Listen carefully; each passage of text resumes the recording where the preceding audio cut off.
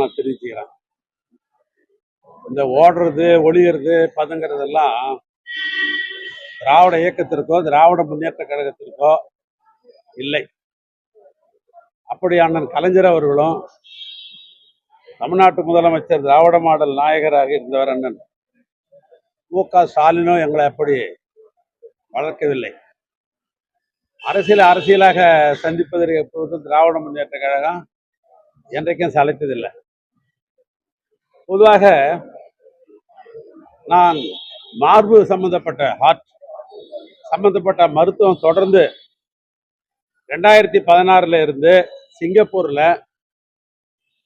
Mount Elizabeth hospital doctor Jayarama லிங்கம் நாயக்கர்ன்றது அங்கே இடது டிபார்ட்மெண்ட். அவர் ஒரு தமிழ்நாட்டுக்காரர், கிட்டத்தட்ட 30 ஆண்டு காலம் அங்கே இருக்கார்.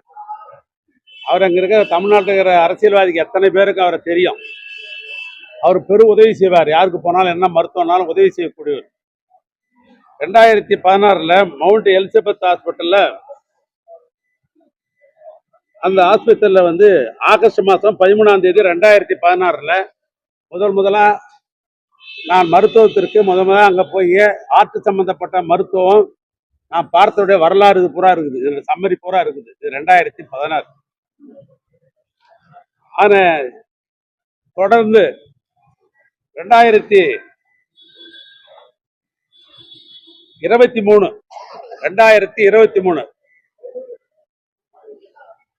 Mount Elizabeth hospital life health centre தேதி 2023 29/9/2023 அதே ஹாஸ்பிட்டல்ல 23 போய் அதே மருத்துவமனைக்கு சென்று என்னுடைய உடல் பரிசோதனை எல்லாம் முடித்துக்கொண்டு 2023 வந்திருக்கிறேன்.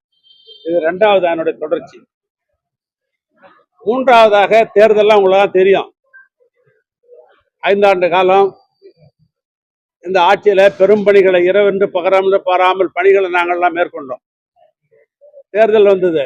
தேர்தலுக்கு பின்னால் மீண்டும் முறையாக மருத்துவம் போய் பார்த்து கொள்ள வேண்டும், மருத்துவ பரிசோதனை செய்து கொள்ள வேண்டும் என்ற அடிப்படையில் நான் 15ஆம் தேதி சென்ற மாதம் 15ஆம் தேதி சிங்கப்பூருக்காக போக வேண்டும் என்று நான் அப்ளை பண்ணேன். விசாவுக்கு அப்ளை பண்ணேன். இது விசாவுக்கு அப்ளை பண்ணி போன மாதம் 17ஆம் தேதி எனக்கு விசா கொடுத்துருக்குறாங்க. 15ஆம் தேதி சிங்கப்பூருக்கு போறதுக்கு மருத்துவத்துக்கு போறதுக்கு